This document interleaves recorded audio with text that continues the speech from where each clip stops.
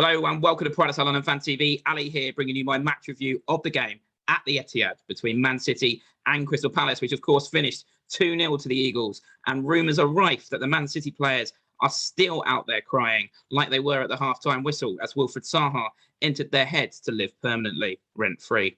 Anyway, let's get into it. What a performance against the Man City team, who I know lost in the Cup in the week, but have been in great form in the league, dispatching Brighton 4-1. Clearly beating Man City is not for everyone.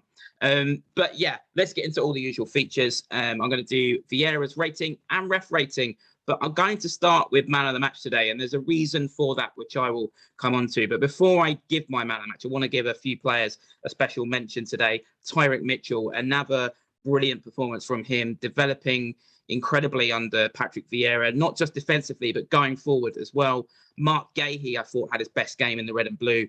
Absolutely superb at the back. And there were some question marks about our central defensive partnership after some of the late goals leaked. But I still think that those two, Anderson and Gahey, are going to probably potentially be one of our best ever central defensive partnerships. And as Vieira said in his post-match conference, a watershed moment for us as a team to not concede at Man City, the champions.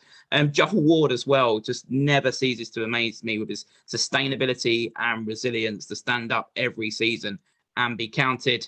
Conor Gallagher, look, over 50% voted for him as man of the match. He was the man of the match on the poll that I did on social media, and I totally get it. He was absolutely incredible today, getting up and down, as Wilfried Zaha said. That is so crucial in his post-match interview. Played a part in both goals, and how beautiful was that second goal when Elise, Gallagher and Zaha combined. But I have to give it to Wilfried Zaha. And the reason I have to give it to Wilfried Zaha is today's the day he scored his 50th Premier League goal. And today's the day he literally had Man City, the champions of England, in the palm of his hand. Like, he got a player sent off, he got a player booked, he had them all around him at half-time. Even though some social media, football social media accounts, some betting company who I won't name, was saying how Wilfried Zaha just can't resist getting involved. I mean, the whole Man City team were around him. They're the ones who had the player sent off. They're the ones who had a player booked. Just some people will peddle that narrative, but I watched something recently, an intro clip to Wayne Rooney's Amazon documentary, and a journalist in it said how Rooney had to play on anger, had to play with anger, had to play on the edge. It was the way he could get the best out of himself. And the same is true for Wilfried Zaha. It's just the narrative's different because he doesn't play, for a top six side. He plays for Crystal Palace. When are people going to give this guy the credit that he deserves? And to be fair, I saw something from The Guardian describing his performance as exquisite today. There are certain journalists who do, but not enough. 50 Premier League goals in a team that I know we're playing much better football this season and dominating possession against teams like Arsenal, for example. But previous seasons, the last few seasons, we've averaged 40% possession or under, and he's reached 50 Premier League goals. Give this guy the credit he deserves. I've fought against the narratives in some of my videos. In particular, one video I did, Wilfried Zaha, the truth behind the stats, seems pertinent today. I don't think there's a player who's done what he has for a bottom half team like he has since Matt Letizia for Southampton in the 90s. 50 Premier League goals. Congratulations, Wilfried Zaha. 50 Premier League goals, but he's got no end product. Anyway, Patrick Vieira's rating, I'm going to give him a 10 out of 10. You have to, don't you? A 2-0 win away at the champions. The starting 11, a lot of chat before the game about who the front three would be, with Benteke scoring against Newcastle. I had a feeling he was going to put Jordan Ayew in. And I think, as I said at the beginning of the game, I get it in this kind of game. Ayew's work rate against these kind of teams is important. And he clearly loves that against the better sides. And the way he wants the team to work intensely and press high. And I think, yes, Jordan Ayew missed another chance. It was a bit of another embarrassing miss at one point, but he did his job today. He worked for the team. His graft allowed the likes of Zaha and Conor Gallagher and Edouard to shine.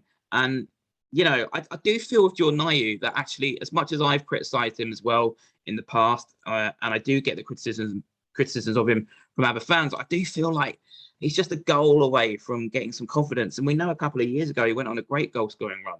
I think he's a valuable member of the squad with the work rate he brings, but I could think he could become even more valuable. We've just got that one goal to give him the confidence. And, you know, we'll always stay behind him. We'll always get behind the team. And let's hope that Jordan Ayew can get that goal. Don't get me wrong, against Wolves, I want Elise to come in for Jordan Ayew. It's a different kind of game. But this is where I think Patrick Vieira is showing his credentials. Last season, one of the biggest problems we had was game to game, we wouldn't change anything. It would be the same mistakes every week.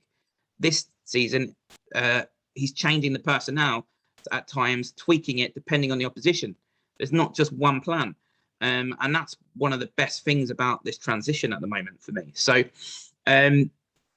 really, on the whole, he was vindicated. Well, he was vindicated with the team selection, wasn't he? In the end of the day, let's talk about his substitutions though, because they were bold. And I, like many, was saying what is going on here. I felt like, to be honest, I didn't really get Benteke coming on so early. He never really holds the ball up like you would imagine him to, and I felt like really that was a waste of a sub personally. But again, it was vindicated. We win the game 2-0. Who am I to speak? Just, you know, he's beating the champions 2-0. The one that really made us all stand up was Kiate is coming off. You think it's going to be Luca, who I was actually, to be fair, calling for to come on for the last 20 minutes or so, because the lines between our defence and attack, likes of Phil Foden, were finding space and exploiting that. I wanted Luca to come on and shore that up. Instead, he brings on Elise, who then drives us forward for the second goal. And what that shows again is that Vieira is willing to learn. If we go back to the Arsenal game when he brought on Tompkins and sat back, he didn't make that mistake again. And that's a manager showing that he learns from his mistakes. And he'll make more mistakes. He's a young manager, but we've got to stay with him through that process. And we are, because overall, this process, this new era is looking fantastic. We've now played Liverpool, Man City, and Chelsea, and Arsenal.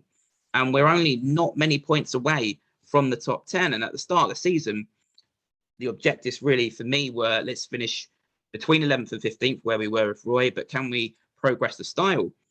Can we now push towards the top 10? Our fixtures coming up. That's got to be the aim, is to keep moving towards that direction. What do you think our objective should be this season? Let me know in the comments below. But Patrick Vieira has now gone to the Etihad and beaten Pep Guardiola. And there was just, I'll leave this here.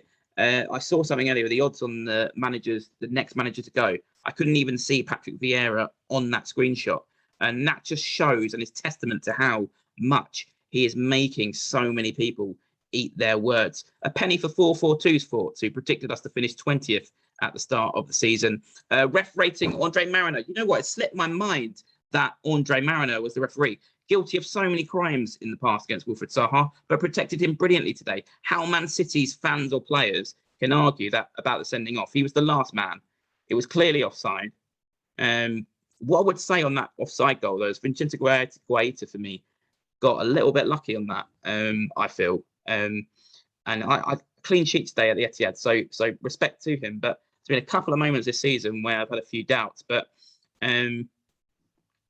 overall, though, I think the referee had a very, very good game. I wasn't expecting it. A lot of fans fearing Mariner being the ref, but fair play to him. I think he got the big calls right today. Maybe I would say that. I'm a Palace fan. As always, let me know your thoughts in the comments below. What did you think about man of the match? I've given it to Wilfried Zaha. Any Conor Gallagher fans out there want to argue it with me?